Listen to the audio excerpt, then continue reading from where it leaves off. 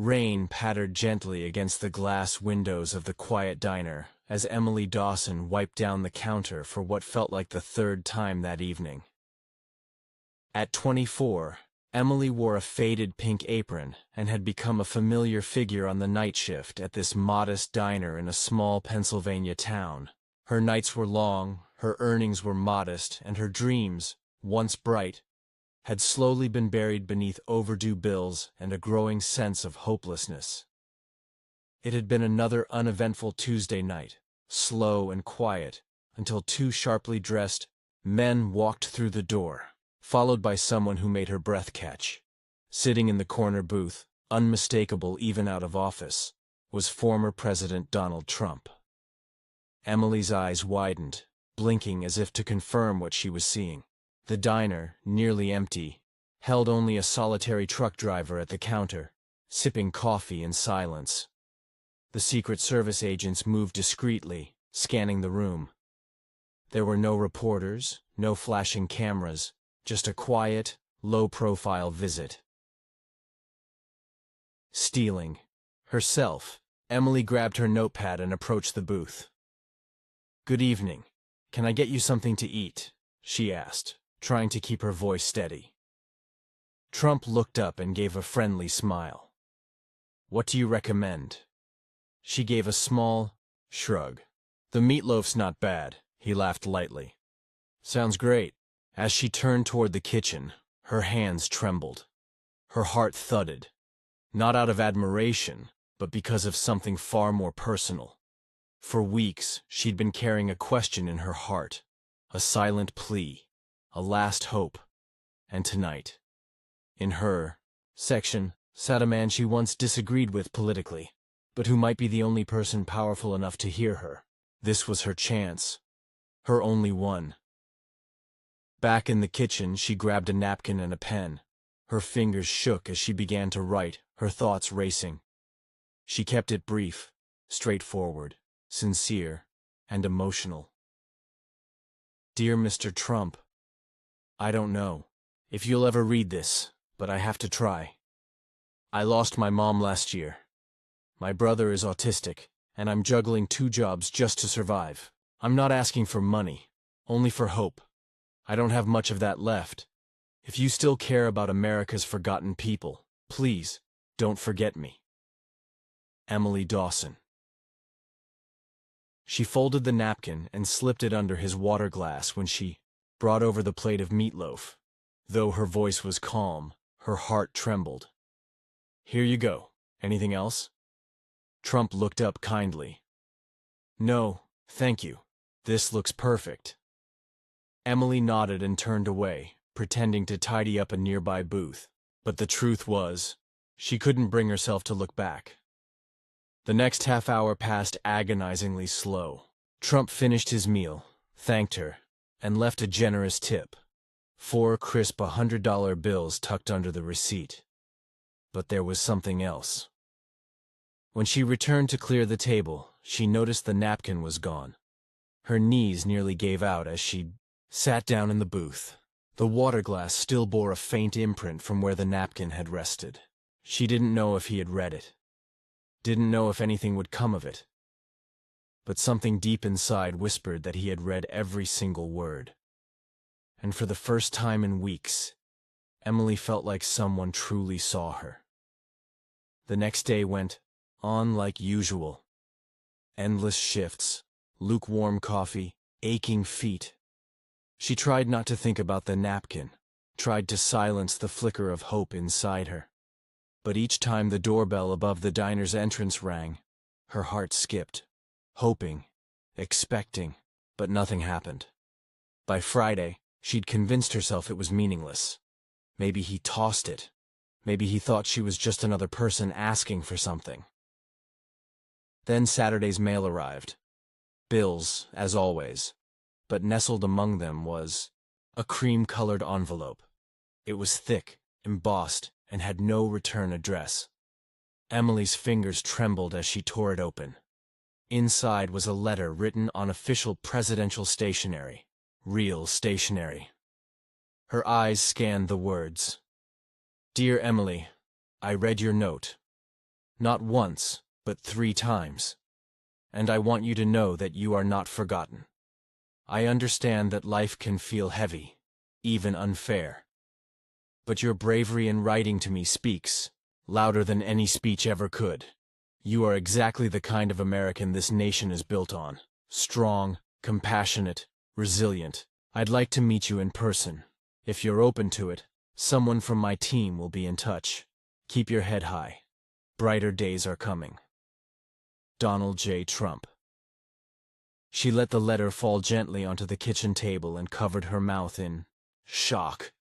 She wasn't invisible after all. Someone powerful had heard her whispered cry for help. And maybe, just maybe, everything was about to change. 2 days later, while wiping down the counter during her shift, her old flip phone buzzed. The caller ID was unknown. "Hello?" she answered. "Miss Dawson? This is Carol from President Trump's office. He read your letter, and he'd like to meet with you next week. Everything will be covered. Would you be willing to travel to New York?" Emily's mouth went dry. Her knees felt weak. "Wait, this is real?" "Yes, ma'am."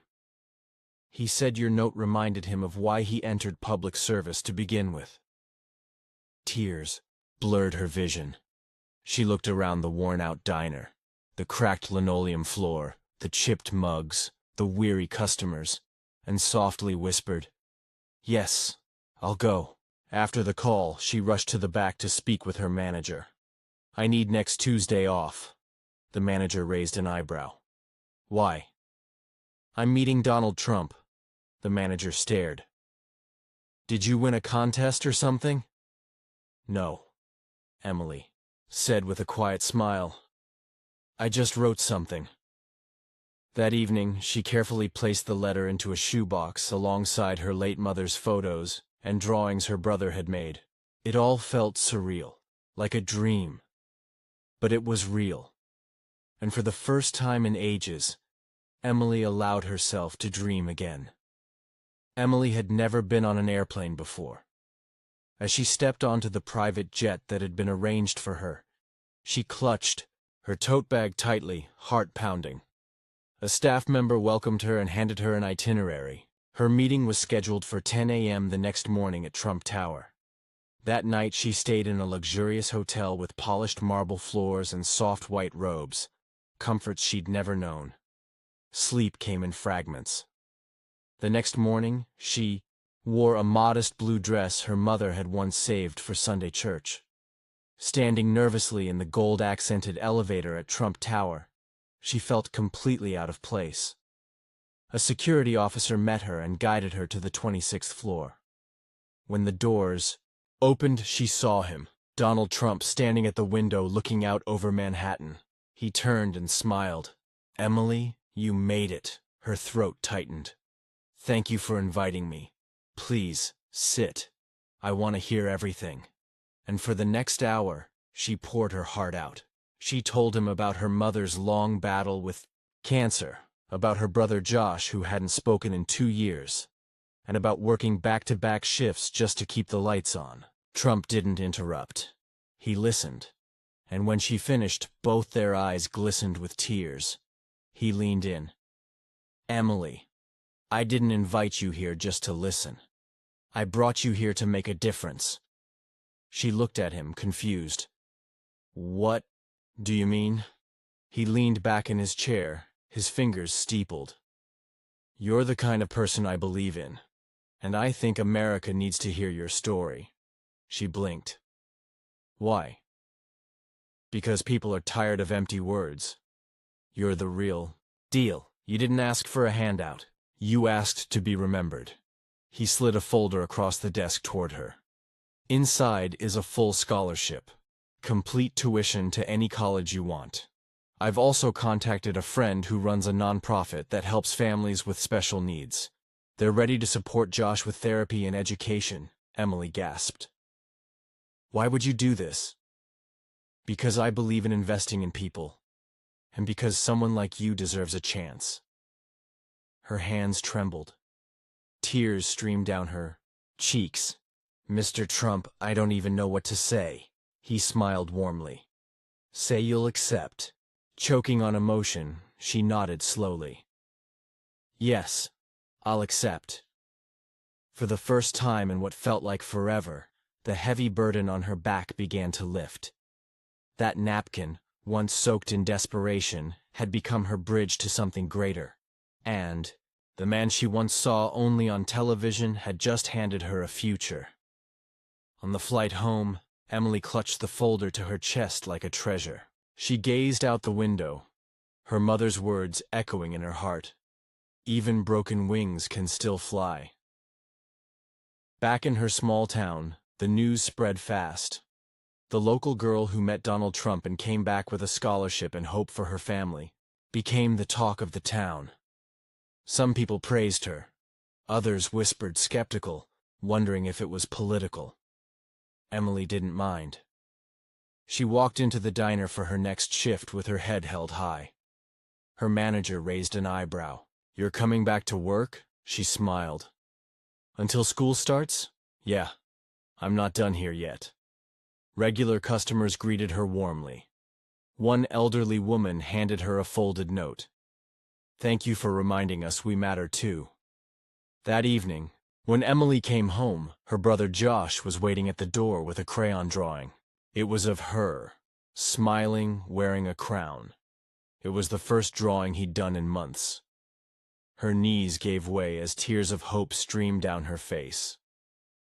A week later, the phone rang again. A journalist had called.